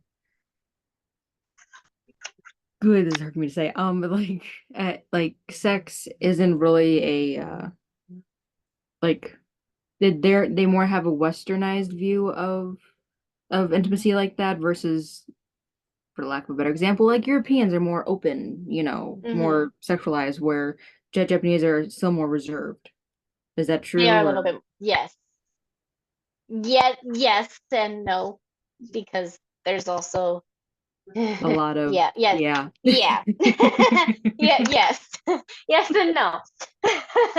Because I mean, there's some there's some interesting genres in manga and anime, um, and hentai and yeah. So yes and no. Yes and no. I'm gonna touch on that next class. Actually, thank you for pointing that out because I'm gonna touch on that next class. No problem. Because yes, yes, but also no, because they do it in a way to kind of, yeah. Okay. Yep. Yeah. Yep. Yeah, I'm yeah, adding yeah, a because section on that. yeah, because like for like entertainment purposes, like in manga with fan service and certain genres and that's more catering to a certain audience versus like the culture outside of that particular thing. That would be like saying because people like Westerners like Superman comic books, then we all want to go around wearing capes. Kinda, isn't it? Like they're and while it's still a big part of our culture, it's still a separation from the main body of it. Yeah. Yes. You know what I Yes. mean? Yes. Yes. That's exactly kind of how I describe it and kind of look at it. Because you also have to look at the standpoint of like, there's a lot of that literally can't come to the United States because it's so explicit. Um, and we like it's literally not allowed here. So, so Wow, yes. I hadn't heard of that. Oh Dang it, yeah, man. dang it, Have you now seen you Dungeons just and gave me Dragons? something to. Have you seen the American versions of Dungeons and Dragons versus the Japanese version? Not Dungeons and Dragons. God damn it, High School D&D. Oh, yeah, I read the back when before I realized it was bad. I read the scantilations of the manga of it. Oh yeah, you should the the Japanese version of that anime versus the Western United States one is oh man. I can't even watch our version. Wow. It's so dumb. It's so changed. Okay, Like now it's so much more explicit. okay, now you just gave me something to watch or to look up. I love High School D&D. Side note, like this anime is literally the whole point of it is like his power comes from touching boobs. I'm not kidding. I'm not kidding. I'm being 100% real right now. Yeah. And he's a dragon. So yeah, have fun with that one. It's great. Hold on, I have a message. Should people that care about you? I don't understand your question, Michelle. So I would.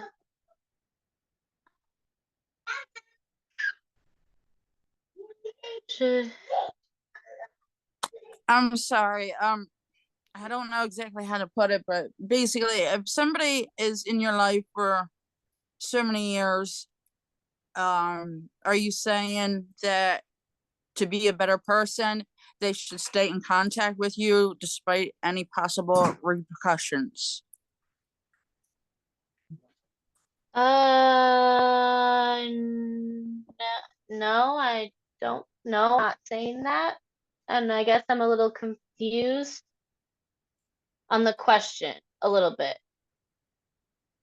Somebody that's in your child's life at a particular facility, and then you continue sending your child there that can't talk and let you know what's going on, and he comes home with possible neglect, but knowing his one-on-one wasn't there at the time, so you stop sending your child, and then when that you find out from somebody else that that person is back at work, and we said to let us know when that particular person returns to work, let us know so we can resend him. And then all contact just stops. When she said that she claims that she wanted to be a part of his life even after school ends because she lives very close to us. Right on the same block, actually. And possible repercussions by talking to us, I don't know, maybe they threatened to fire her or whatever. I don't know. I just don't understand why there's no communication from her after leaving 2 cards at her house.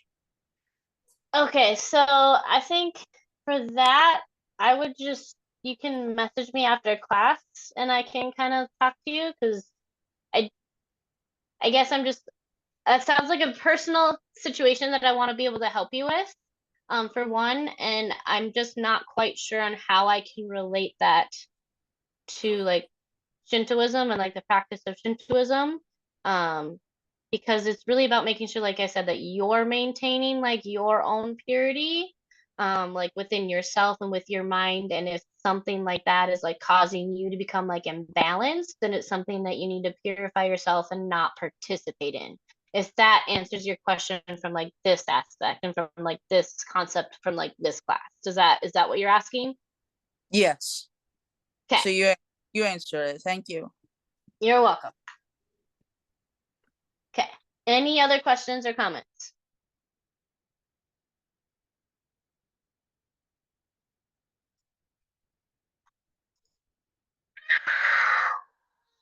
Okay. Let's see. Okay. We are at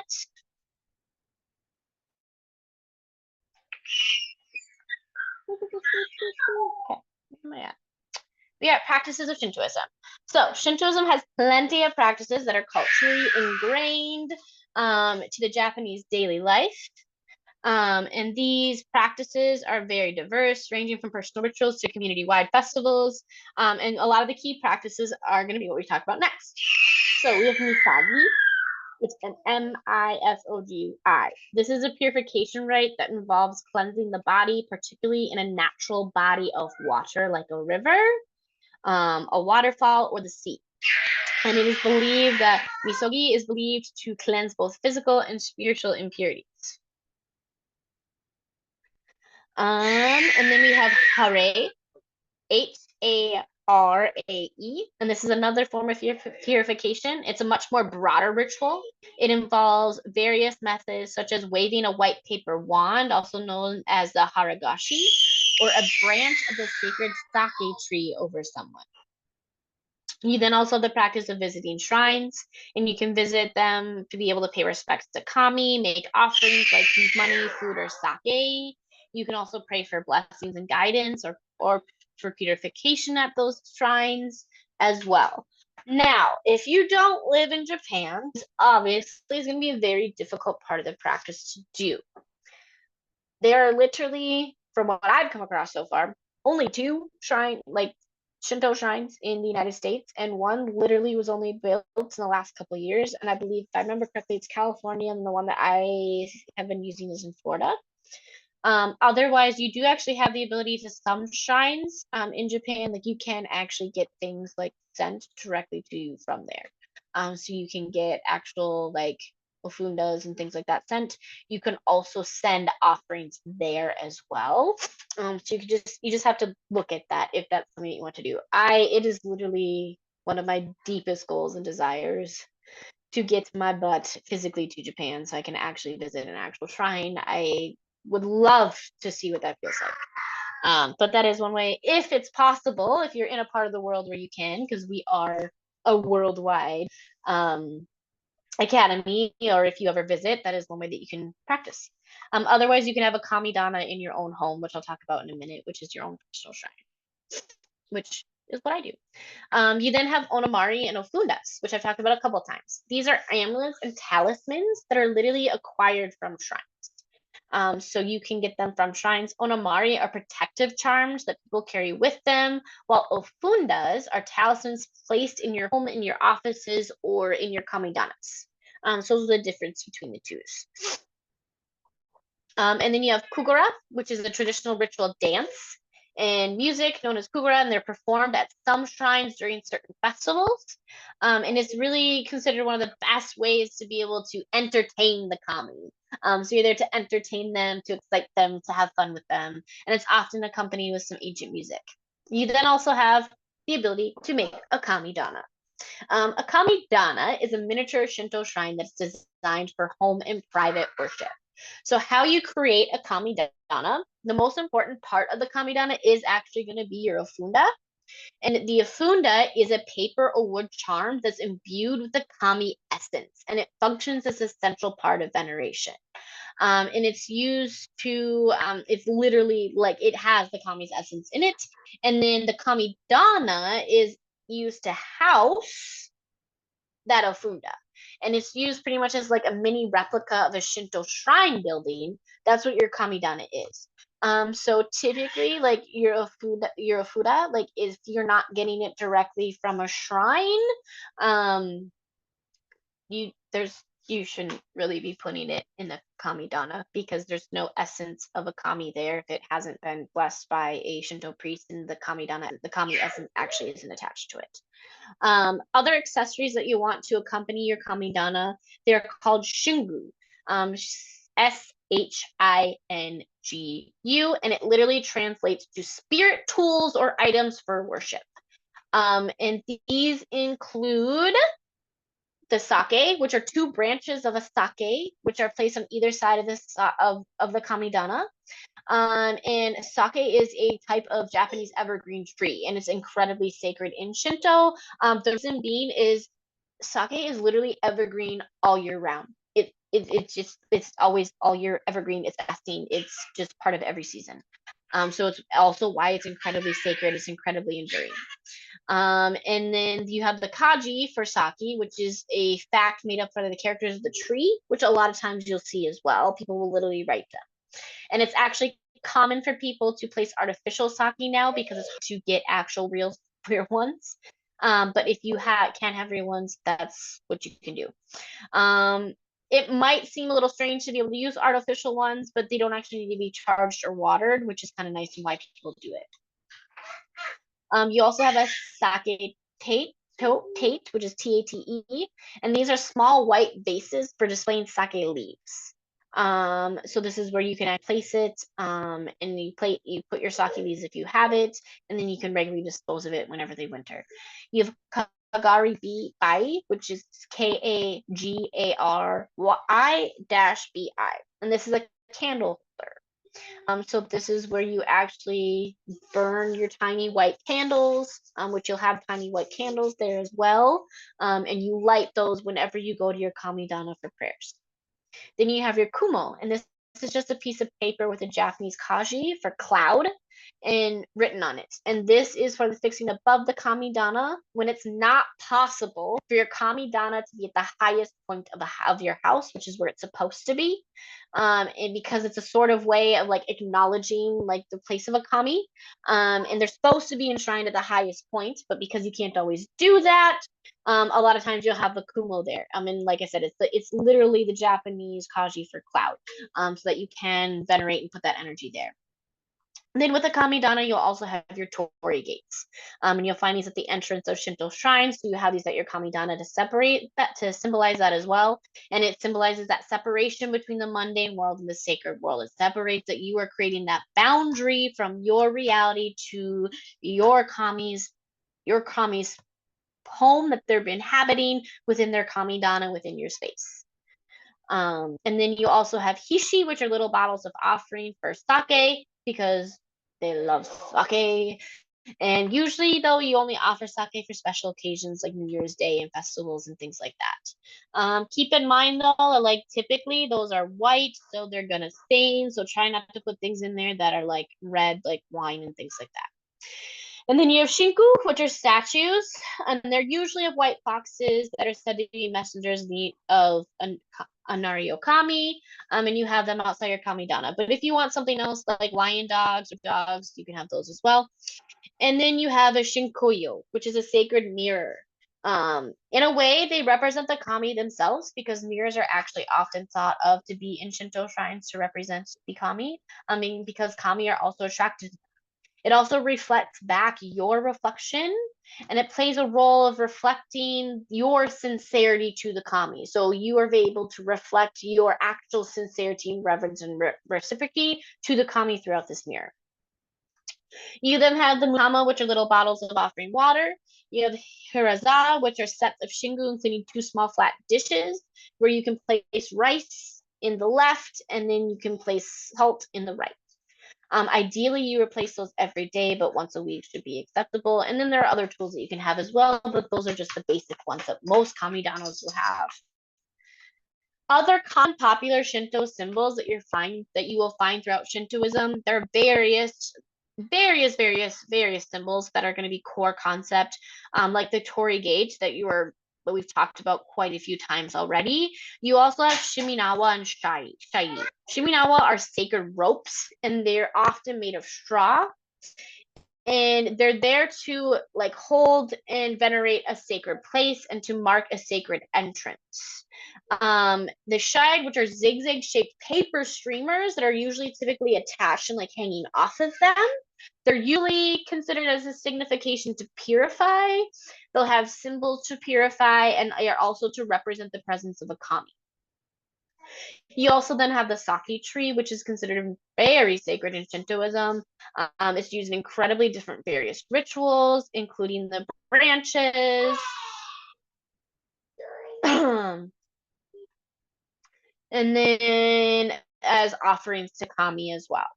And then the mirror, like we talked about before, and it's usually there to show truth and wisdom and to be a reflection and a connection and an amplifier to kamis. Some common Shinto and Shintoism customs that you'll come across is going to be ima, which is writing wishes on small wooden plaques and hanging them at shrines.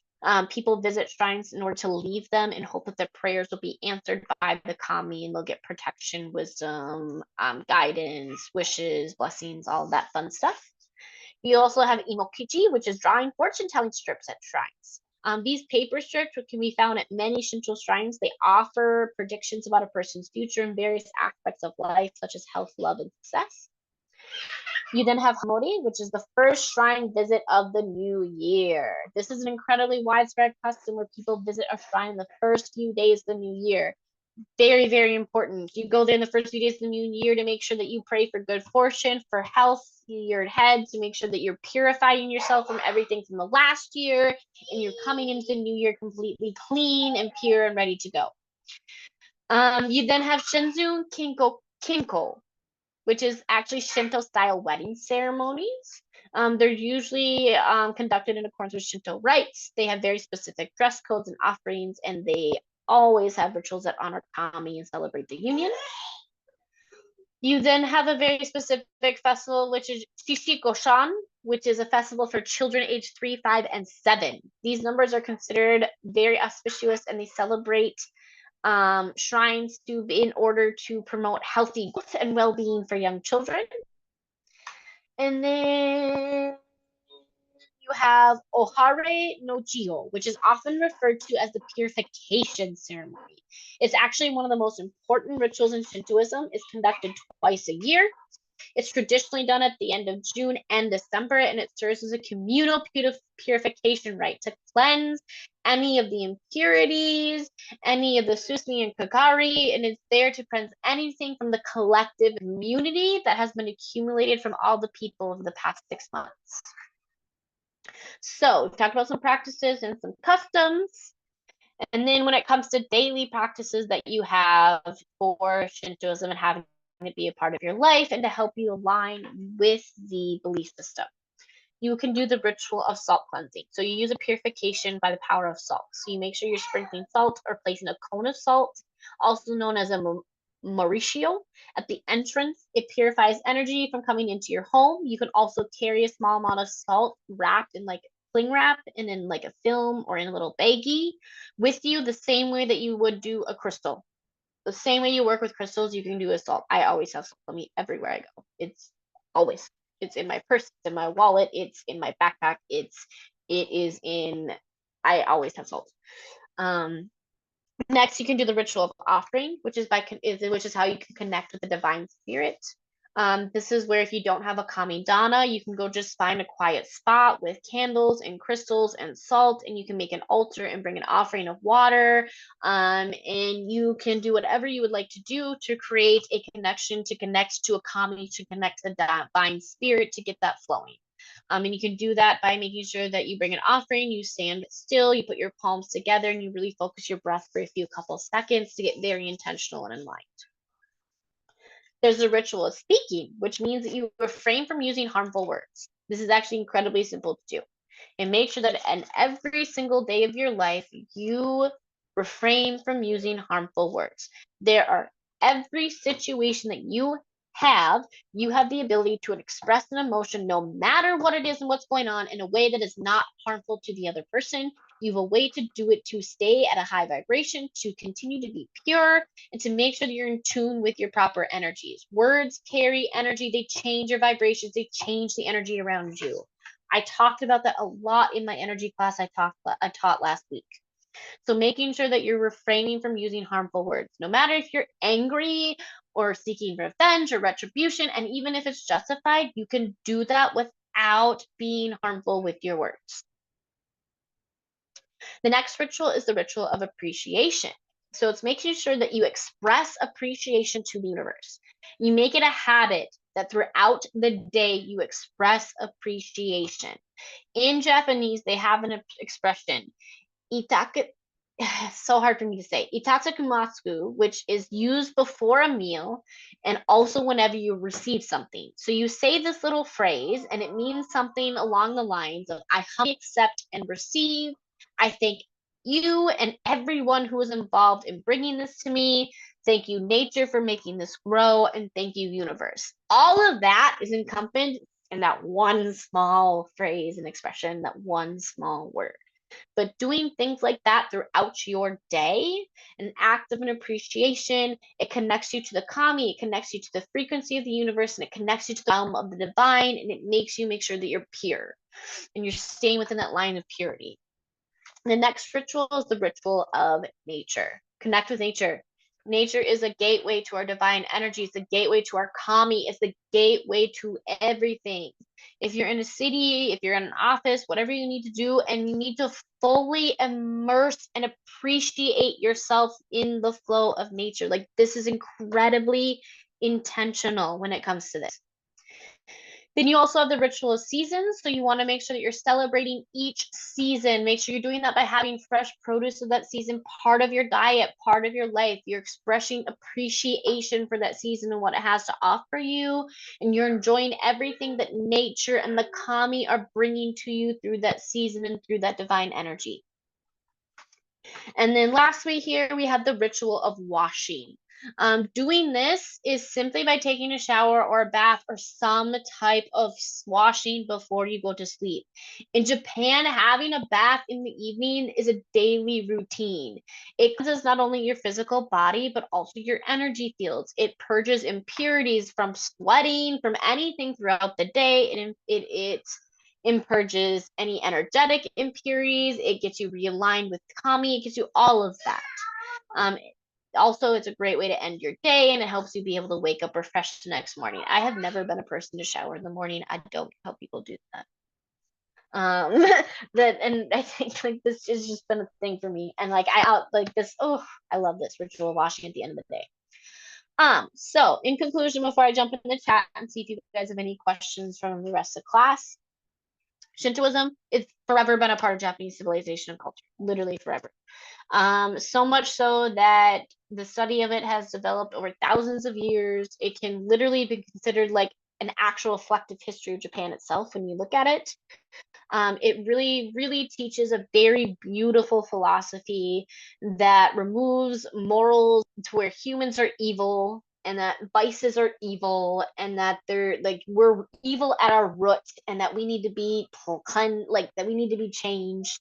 And it really brings us into a way of living our life that's full of optimism and faith and being really here and now and not focused on the afterlife and what's going to happen when we die, and being very, very harmonious with our way of living, with the kami, with the flows of the energy in the universe around us. So remember, next time we're going to cover a list of the main kami that are worshipped. We're going to talk about people like Inari and Amaterasu and Susanoo and Izagi, and we're going to talk about yokai and oni and entities like that. And we're going to dive into mythologies and things like that as well. And then also in the bottom of the study guide, I do have 3 reading recommendations for you guys if you'd like to take a peek at it. The Fox and the Jewel is one of my favorites. I love that one. It really focuses on Inari, and Inari worship and Inari beliefs and things like that, which she's a very central kami within Shintoism. So that's also why I recommended her. And then the top one that I have there, Shinto the Kami Way. That link actually is an entire PDF of the entire book for free for you to have access to. It's incredibly detailed with the history and the ways of how my paper copy is so destroyed I can't even like hold it together anymore. But it's very, very detailed in Shintoism belief, Shintoism practices, and the way of the kami and all of that, historically, all of it. So that would be my #1 recommendation for you to read. And then I have Myths and Legends of Japan as well. This one's a pretty detailed read as well.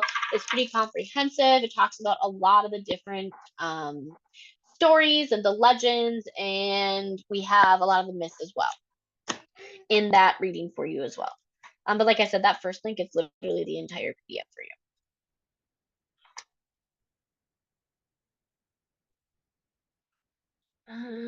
Okay, let's see. I'm gonna jump into the chat, see if you guys have any questions, any comments.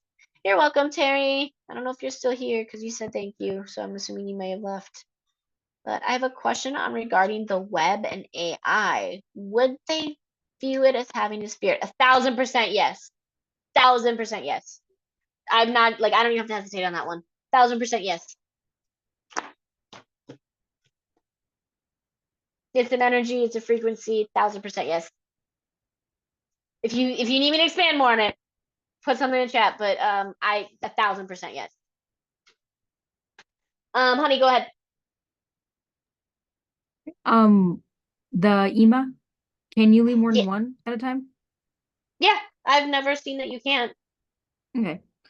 And actually, can I just give some knowledge? Go for it. You mind? Okay.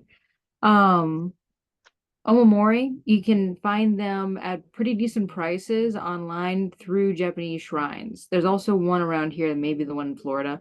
The ones I found from Japan, they're pretty decent prices as far as the actual object. Are between $5 to $15. Shipping, though, I'm not quite sure. I did not look that far. Also, Hatsumode, the New Year, is also when traditionally you are supposed to bring your omamori to a shrine and to have it burned, so all of the bad luck and negativity that it absorbed throughout the year is cleansed. And that's also Oh, when you yes. get a new one. Thank you for bringing that up. Yes. Thank Mhm. you for bringing that up. Thank you. Thank you for class. It was awesome. And I'm definitely looking forward to part 2. That's going to be so exciting. I know. I literally got done writing this far and I'm like, oh my gosh, guys, like I haven't even touched the, let alone Amaterasu. And I like was looking at the study guide and I'm like, this is so long. Like I can't do this in 2 hours.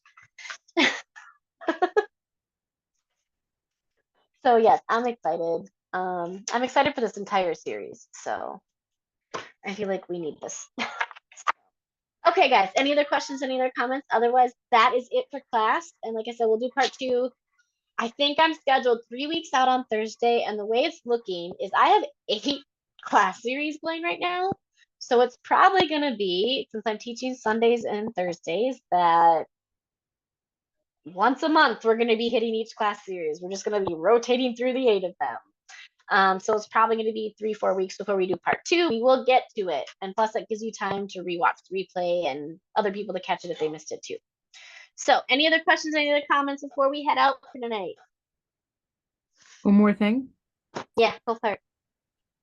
I can never remember how to say it the right way, but can you put somewhere in the study that I'm out of place and I'm out of turn asking for this, but any place in the study guide for the Oni part, the phrase Oni with an iron club? I forget. I remember the phrase, but I forget what that's supposed to mean now. So I don't have it anywhere in the study guide because I talk about it. But Okay. I will make sure to not forget that in the next study guide. And I don't know if you saw, because it sounds like you really are interested in the Oni more than anything else. But I don't know if you saw, but I did an entire post on them last week on my business, modpodmystic.com. I did not see that, but I'm going to go I read it did right now. I did an entire post on them. So you can go check. Not a whole blog post, but I did a whole Facebook post and a bunch of graphics for the Oni. So Okay, awesome. Thank you for that. And yeah, I but I love, will talk about them next class, I promise. yeah, thank you. I love like creatures and deities and just general entities, and I also love Japanese culture, so that it's just like a perfect mixture for me. So I'm loving this class already. Thank you so Yes, much and for it. Oni are one of my favorite because they get such a bad rep. They're actually meant to like their whole purpose is to punish the wicked. Like they're meant to punish the souls that are doing things they're not supposed to be doing. So like if they're around you, they're around you like it's for a reason. So like calling them for like revenge and like justice, they are some of my favorite entities to work with in that sense. Like I love them for that. So yes, I will definitely talk about them. Don't worry.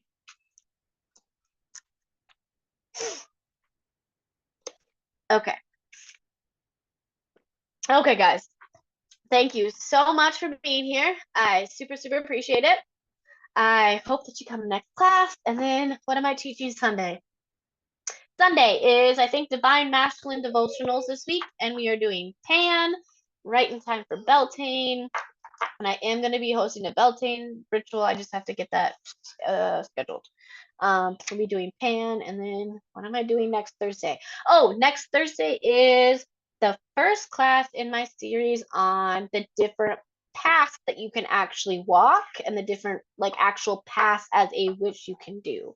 And I'm covering Grey Witch craft that week. So that's my path. I'm really excited to do that one. Also, there's like no information, no books, no knowledge on that out there, like literally none. So I'm really excited to do this one. So have a good night, guys. Thank you so much for being here, and I'll see you at my next class. And then tomorrow, don't forget, we have dice class with Alex. Okay, have a good night, guys. Real quick. Yes. Also, don't forget